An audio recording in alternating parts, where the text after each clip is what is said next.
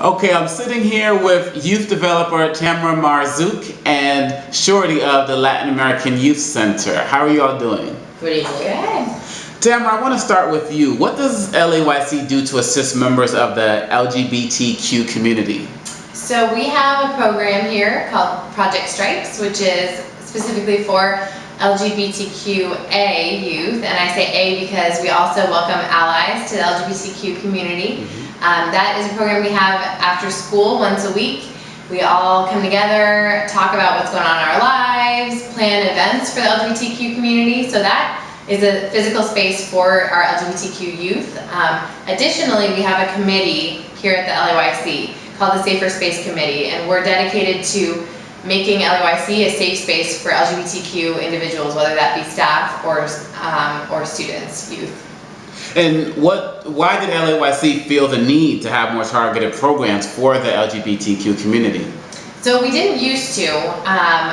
We didn't used to have any programs for LGBT youth, and one of the staff members who did identify as gay, he had a cube here on the 3rd floor, and all of the gay youth ended up congregating around his cube and talking to him and really forming a connection with him. And so from my understanding, that was what sparked this desire and need and drive to create a program specifically for LGBTQ youth, because they were coming together and finding that safe space in his cube. Now, Shorty, as somebody who's been a student here, in the DC area, so many people talk about DC being a liberal city. Everybody can kind of do what they want here. Why is there such a concern about homophobia here? I mean, is it really a problem in this city? Well, none that I know mainly from my experience, like even now, like I don't see it as much. So it's like, for me, it's like if you are homophobic, I just say, okay, fine. You can be as homophobic as you want to, as long as you don't bring that drama towards me. Or I'll just say, okay, you're homophobic, let's try to talk about it, see what we can work out. So, I mean, it all depends on yourself and you as a person. So, I don't really look at it in any way. So, as a peer educator, what are some of the problems that you've seen either yourself or you've heard about as it relates to some of the problems that some students who are part of the LGBT community have had in this area, or in school, or just walking on the streets? I've heard a lot of people just being either jumped or beat up by like a group of people that may not like gays or may not agree with who they are as a person. So, being as though that, with that being said, like not a lot of people really recognize themselves as homophobia because they don't put it out there. They don't say, oh, I don't like you because you're gay. It has to be, and they don't put it out there with a whole group of people that may do it in silent, like whether it's just you and that person, and they say, oh, well, I don't like your kind, so you gotta leave a certain space or else. So they don't really put it out there too much. And for both of you, what kind of experiences have you seen from your students? What are the responses that they receive outside of the LAYC programs? Do they feel like outside of here they have that safe space, or is this one of the only safe spaces that they have? You were just talking about this. This not the only safe space they have, but for me being here, I started off, it's a place around the corner called the Art Media. I started off over there, and that was a safe space as well. And meeting the actual person that worked here, he kind of told me about Project Stripe as a place to go and talk and express how you feel or what may be going on in your life that you can't talk to your own family about, and you have another place to call your home. So that's just another safe space for us to come and just kind of vent. So it's not just this place, it's other places too. So. And I hear a lot of youth say that it's like, I feel like I'm at home here at LAYC. And I do hear from a lot of the youth that home is not as much of a home as here is because they can't fully be themselves at home. Some of them do have family issues because of the fact that they're gay or lesbian or bisexual, and here that not being an issue and being something that we celebrate and capitalize on, I think that's just such a nice drastic difference for some of the youth who come.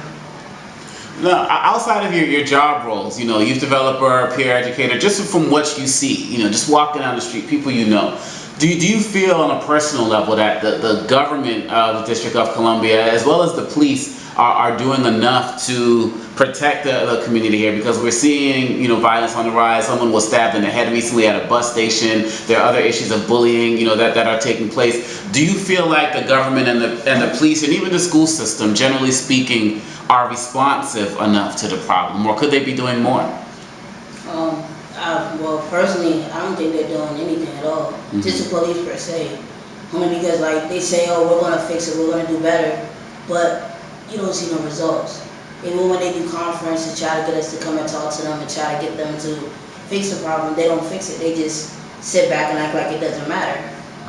Even with a friend of mine who was telling me about a group that just jumped on, like, it was like a person that was gay that was being jumped by another group of people. The police being there didn't do anything about it. I think that it was a shame that they didn't do nothing. They just sat there and just act like it was nothing and just laughed about the situation. Wow. Versus trying to do something about it. Like, I think personally, a lot of, not a lot, but majority of the police actually take their badges for granted. They use it as a shield, or they'll use it as, I'm not going to do this because this is what I can do, so I'm just going to act like I don't see it and just walk away. Or I'm going to take advantage of you and just like kind of insult you in the process of trying to help you, but insult you in the same way. Wow. So it's like they're not really doing too much of anything to help anyone at all. And I don't know if they're able to, and even if a person is gay themselves as a police officer, I don't think they have the tools and the utensils to do what they need to do, but they don't put the effort into doing it. They just act like, okay, well, I'm not going to jump out there and say, oh, I'm gay, I'm going to protect these people. They're just going to sit there and be like, well, I want to do it, but I can't. Because this is what other people are going to think of me when I do this. So. Okay. Now, what do you think about that, Tamara? Are they doing enough? More needs to be done? I think more definitely needs to be done. I think in terms of the police specifically, I think it's great that DC does have a gay and lesbian liaison unit. I think that that's unique. A lot of people throughout other parts of the country are surprised by that. But I also think that all police officers need that extensive training. I don't know exactly what the training is that the GLU officers get, but some of our youth have had great experiences with police officers from that liaison unit because they feel supported, because they share an identity, being lesbian or gay. But I think that it needs to be more than just a small group of police officers that have the capacity to provide that support. I've worked with a lot of youth who already feel like they're down and not accepted by anyone, and then get involved in the criminal justice system or the juvenile justice system, and it just goes downhill from there, or they're so worried because of the rampant homophobia in the criminal justice system.